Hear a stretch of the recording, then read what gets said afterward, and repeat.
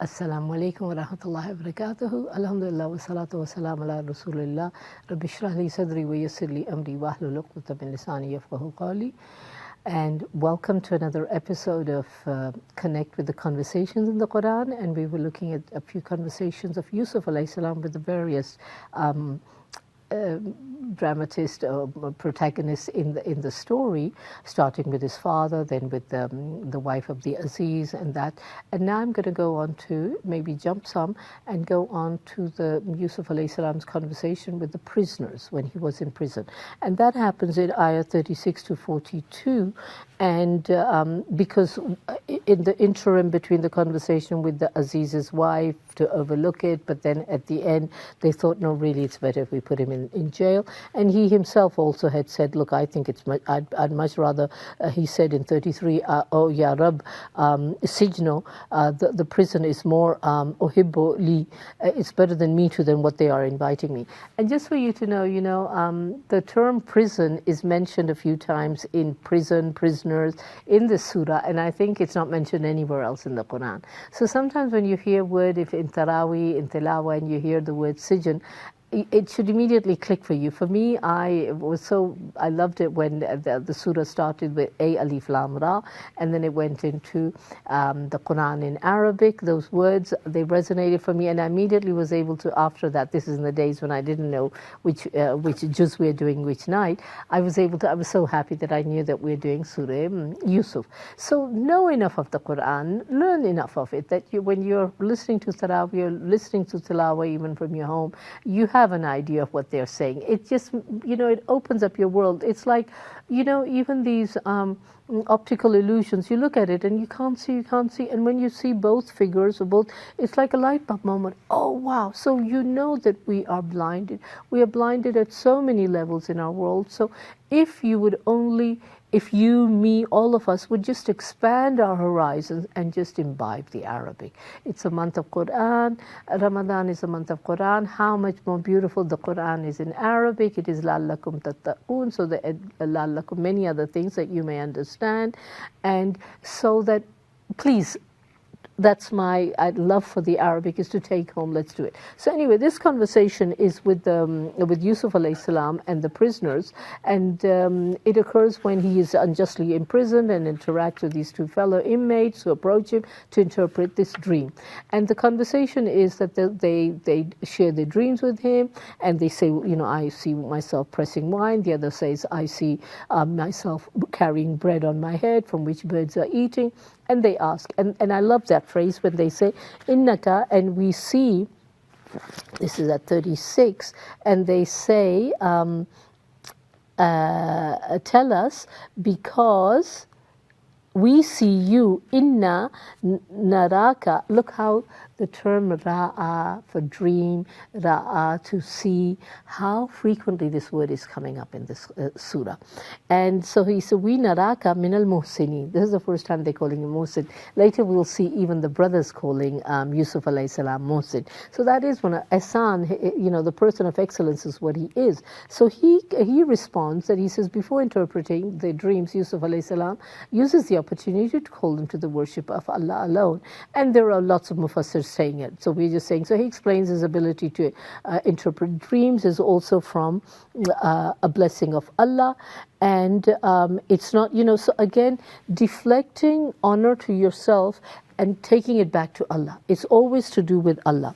So the skill is linking these skills to Allah's blessings. Okay, and so dawah under all circumstances. He's in jail. Imagine, and subhanallah, in the States there's so many Muslims in jail for one reason or the other, and how frequently they find Islam in jail. So subhanallah, so timeless again, this story of in prison, a prophet in jail, and how he's doing dawah to these people, no matter what his condition, and you're feeling awful. So when we say we're traumatized before a near accident on the plane, and now we need to have trauma counseling, and now we need to do this and that, subhanallah, we have examples in our Quran, in our seerah, in our stories, that nobody can have suffered more than them. And now we, on a slightest pink blink, and it's ow, ow, ow, a pinprick, and I've had it. So no, so here's so he ties it to his faith. Yusuf alayhi salam, I just need to get back. I tend to derail. And he's asking them, are more gods better than one? And the beauty also for me is when you take home, whether you're at the shop or whether you're elsewhere, and you have an opportunity, bring back the justice factor and see, is what's happening in Gaza just? You can see that, is what's going on relevant and not, and use that to, it opens up people's mind to be more recipient to what you're going to say. So talking about Tawheed, about Allah, opens a way to be thinking in a, because I've done it time and again that it's our mindset that blocks us, that blinds us. And in this surah, how many times the term to see clearly comes up. Anyway, so then he tells them, and the other thing I want to take home, and I'm mixing it up with also before I finish and not be able to get to it, when somebody comes to you to ask you something, and especially here they added that we think of you a Muslim. I remember once somebody asked me the way to the masjid. This is in Europe, so, and then he said, sorry, you just looked Muslim. So to me that was such an honor. It wasn't in my days of looking a Muslim, I was just like a regular something. But the fact that I just feel that if somebody comes and asks you something, whether it's a trolley, whether it's a way at the mall, at someone, if somebody's come to you to ask you something, whether a question, a way, a guidance, anything, feel honored. And you're like, no, I don't have time to this. I don't know what the kind of the person this is. I don't want to answer them. I don't want to be talking to them. Yes, society has become that we have to be suspicious. We have to be, but especially if it's, say Allah open the heart and only let me be there for somebody with what I know and can, and you can feel honored if somebody asks you something, whether to do whatever your skill is, a recipe or otherwise. Don't hoard it or don't feel it's an invasion in your privacy. So anyway, so be honored when somebody comes to you for advice or to help. So that was just one. And then patient with optimism and worldly plans are all subject to Allah's will. So this conversation intertwines dawah, wisdom, patience, serving as a timeless guide when we are facing challenges by staying true to our mission and our principle. So this is the one thing. Now just to get into a bit deeper, when he gives it to them, he tells them, he explains, he gives them the interpretation. He interprets a dream. The first prisoner who's pressing wine will be released and serve his master the wine, and the second prisoner will be crucified, and so on. So that was the thing. But he tells the first prisoner to mention him to the king, hoping this would lead to his release. And Shaitan came, Yaqub alayhi salam said it in a different context, but here Shaitan's constant attempt to divert people from doing good or fulfilling promises. So he made the prisoner forget, and we have it that it was the prisoner who made him forget. There's no blame attributed. It's in ayah 42. He said, and of the two of whom he considered was about to be saved, he said, mention me to your Lord. That's all it said. The Mufassirs have taken it to great detail that he shouldn't, maybe it was Allah he should have returned to, which he did. So sometimes you get those kind of things too. But he, so there's more to that. But he's just said, mention me to your Lord, and in the ayah it said, but Shaitan made him forget to mention him to his Lord, and so Yusuf alayhi salam lingered there for a few more years. Then we'll get the other story that comes after that. But here the beauty of all these things is, because it talks about we see you as a muhsinin, we see you as a doer of good. We too imbibe, make dua in this blessed month that our basira, our insight is as good as our visually seeing, but have the insight to recognize people. And it's so beautiful. I've made friends here and there, and when you see, subhanallah, they were just the match for you. How Allah makes things just happen the right way, the right people. So if somebody is saying, I recognize you as good, we can take this in first person, but flip it around and say, if I'm a prisoner, I say, let me have, Ya Allah, the capacity when I say, Rabbi shrah li sadri, let my whatever I say be of value and significant, and untie the knot. So, Ya Allah, untie the blinkers of my eyes. You know, we did a course beautifully, and they kept talking about yellow glasses, that you need to sometimes see more than what your mind is telling you that this is how the person is. When you see them as they are and not as all the experience of you and the interpretation of your experience on them, and label them as that, when you're able to take that away, you're able to see the real person. And you know, you do have these pockets of insights. You can't stand a person, you go whatever, and they're always this.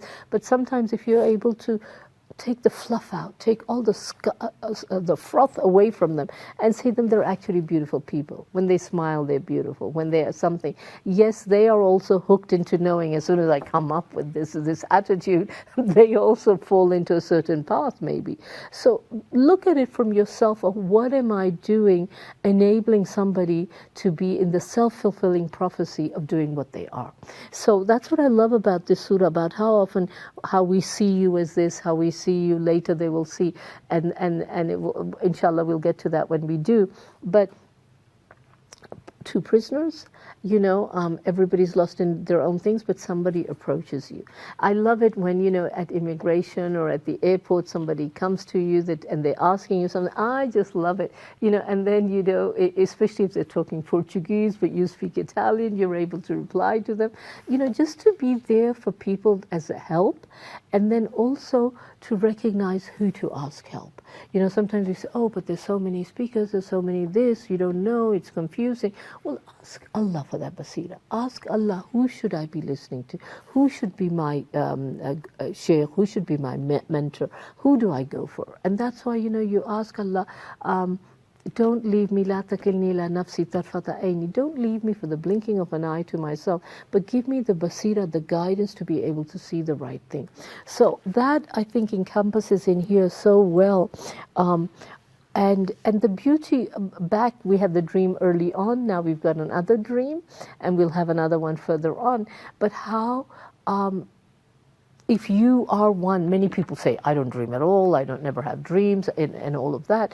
But if you do dream a lot, pray Allah guides you, pray Allah gives you a mentor, somebody who's able to maybe tell a bit for you, and don't live your life of dreams as dreams, but know the value in them. When you get good dreams, when you dream of those people who've passed away or anything, there is value. The fact that we don't always know about it, that's a separate story, but ask for guidance from Allah. Ya Allah, you make it clear to me, what was that about? So many people believe that when you do istikhara, that's when you say your two nafils, and then you go to sleep, and then you say the dua, and then you go to sleep, and in your dream you're supposed to get the answer. That's one way of maybe, but it's not the only way, so you have it differently. But basically what I'm trying to say is how dreams do pan out. They actually say a dream is a 40th part of wahi, and things like that. And that's something we all have. So enjoy it if you're a dreamer. If you're not, it's also okay. There's nothing. But just benefit from what Allah gives you as opportunities to help somebody, to be of service to somebody, and you yourself have the ability to recognize who at my workplace can be a good colleague, can be one who will help me grow and become better, and who is one who is gonna maybe try to sabotage me. And just pray for Allah. That's why we have these du'as day in, day out, of going to work, coming home. So again, just the take-home messages is dawah under all circumstances, linking all your skills to Allah's blessing, empathy and being approachable, and bringing in also the fact of, the futility of idol worship. So even when people go and, they're crazy about this pop star or that, know that. And then patience, optimism, and that worldly plans are subject to Allah's will when things don't go the way you want to, and And that's back to that in facing challenges, you stay true to your mission and principles. So I pray that's been beneficial, and may the month be going well. And with that, I end off. Alhamdulillah. Wa akhir da'wana an alhamdulillahi rabbil alameen. And assalamu alaikum wa rahmatullahi wa barakatuh.